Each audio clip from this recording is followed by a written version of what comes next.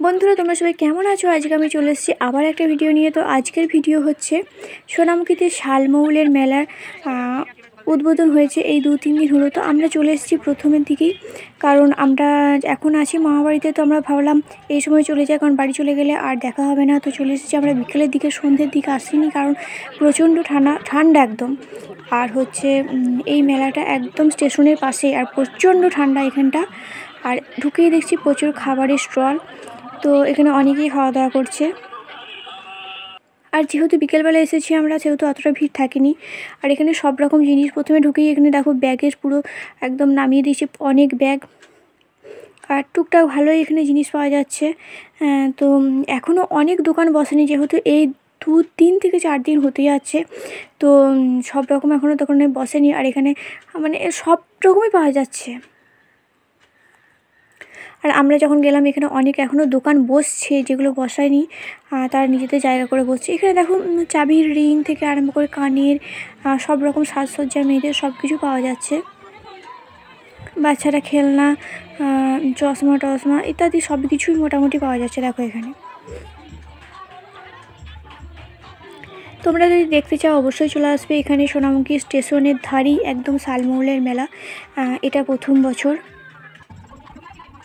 আর এই জায়গাটা অনেকটা জায়গা নিয়ে একদম তৈরি হয়েছে মেলাটা। তো দেখো এই অনেক ধার পুরো ফাঁকা এখন, যেহেতু বিকেলবেলা আর ঠান্ডার সময়, তাই হয়তো রাতের দিকে আমরা আসতে পারিনি, কিন্তু রাত্রে কেমন হবে জানি না। তো এখানে অনেক রকম জিনিস আছে, যেমন হাতের কাজ, এই যে এখানে ছেলেদের জামা, সোয়েটার, বা এখানে চাদর টাদর, আর তারপর মেয়েদের কুর্তি, শাড়ি, নাইটি সব কিছুই এখানে বিক্রি করছে, অনেকে কিনছেও দেখছি। আর এখানে দেখো হার টার মানে সব কিছু এত সুন্দর সুন্দর জিনিসগুলো দেখতে লাগছে, মানে কি বলবো, দেখে ভালোও লাগলো। কিন্তু এখনও অনেক দোকান বসেনি, আর প্রথমের দিকে আমরা চলে এসেছি। তো এখানে এই জিনিসগুলো দেখো অপূর্ব সুন্দর দেখতে লাগছে। তো আমার এই জিনিসগুলো খুবই ভালো লেগেছে। আর এখানে সবথেকে ভালো লেগেছে হাতের কাজ, যেটা সামনে থেকে আমি দেখতে পেলাম, মানে খুবই ভালো লাগলো। যদিও হাতের কাজ এখন অনেকেই করে, কিন্তু এখানে মেলাতে এইভাবে এসে দেখছি, মানে আমার খুবই ভালো লাগছে।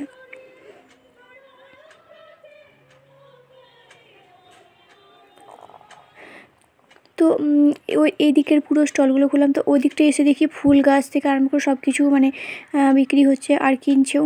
এখানে তো ফুলগুলো এত সুন্দর দেখতে লাগছে, কিন্তু মানে দেখতে ভালো লাগছে। আর মানে দূর থেকে তো অপূর্ব দেখতে লাগছে। তো আমরা কাছ থেকে গিয়ে একটু দেখে নিলাম, কারণ ফুল গাছ এখান থেকে নিয়ে যেতে পারবো না বাড়ি, কারণ যেহেতু আমাদের মামা বাড়িতে মানে সোনামুখীতে, তো আমাদের বাড়ি দূরে, সেটা তো নিয়ে যেতে পারবো না। তো এখান থেকে আমি দূর থেকে দেখলাম মাশরুম হয়েছে, ওই যে প্যাকেটে আছে মাশরুমটা আমার সবথেকে বেশি ভালো লেগেছে।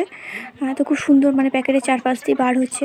আর এখানে দেখলাম অনেক রকম স্টল। তো ভাই তো স্টল থেকে দেখে পরে মোমো খেতে শুরু করে দিল। তখন আমরা একটু ঘুরে নিলাম, বোন আর আমি। তো এই দেখো এখানে সব কাপের সেট, তারপর কানের সব বিক্রি হচ্ছে। তো আমরা চলে এসেছি প্রায়, বোন, আমি, মা, মাইমা, ভাই, মাসি, বোনি সবাই মিলে চলে এলাম। তো এখানে আমার মাসিমণি দেখে জিনিস দেখছে।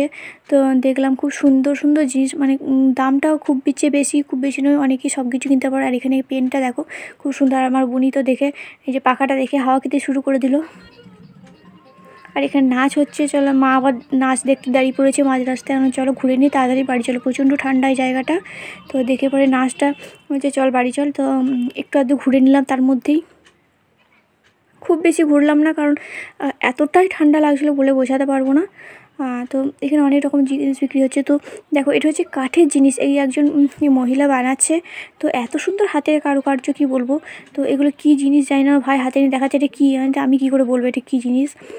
তো তারপর এখান থেকে চলে এলাম পপকর্ন নিতে। তো এটা আমার সবথেকে বেশি ভালো লাগলো, মেলার মধ্যে কি সুন্দর ফুটছে।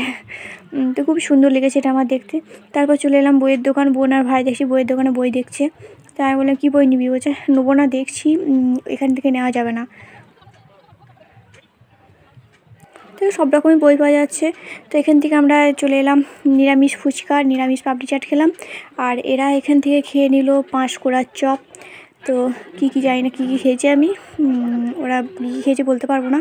তো লাস্টে সবার শেষে একটু জিলিপি না হলে বাড়ি ফেরাটাই, মানে মেলা দেখাটাই বৃথা, প্লাস বাড়ি যেয়েও মন খারাপ হবে, কারণ জিলাপি ছাড়া মেলাটা পুরোটাই বৃথা।